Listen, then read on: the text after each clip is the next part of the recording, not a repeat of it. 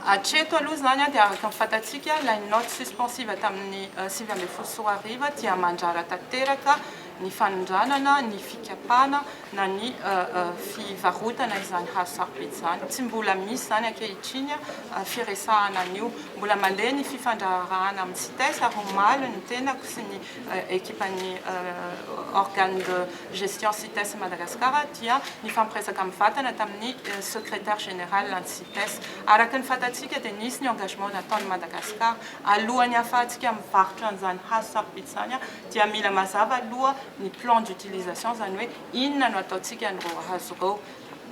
Nolazaina zany ny position ny Madagascar hoe Madagascar dia te hampiasa an'ireo hazo ireo, ampiasaina eto an-toerana voalohany indrindrany ary raha misy ny ambiny tsy ho ampiasaina eto an-toerany dia alefa any ivelany. Fa izany plan d'utilisation zany dia tsy afaka mipetraka raha tsy mazava ny fepetra rehetra izay nangatahan'ny CITES sy efa nifanekentsika.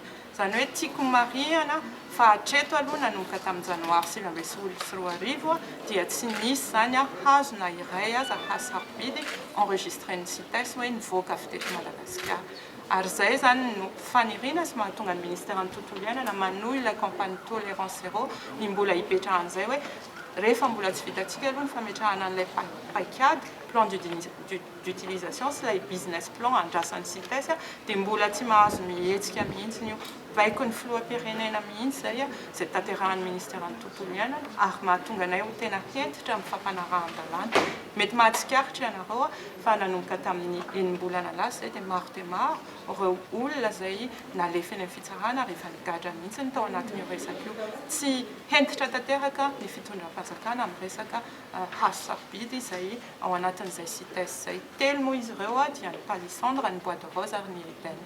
Hatreto aloha zany ny fifampiresahana tamin'ny CITES dia momba n'ilay stock eto an-toerana. Fantatsika ihany koa fa tsy mbola nandresy i Madagasikara zany tamin'ireo stock izay Singapour ary tsara ihany koa ny manamarika fa tsy Singapour irery ihany no ananantsika hazo sarobidy izay tratra.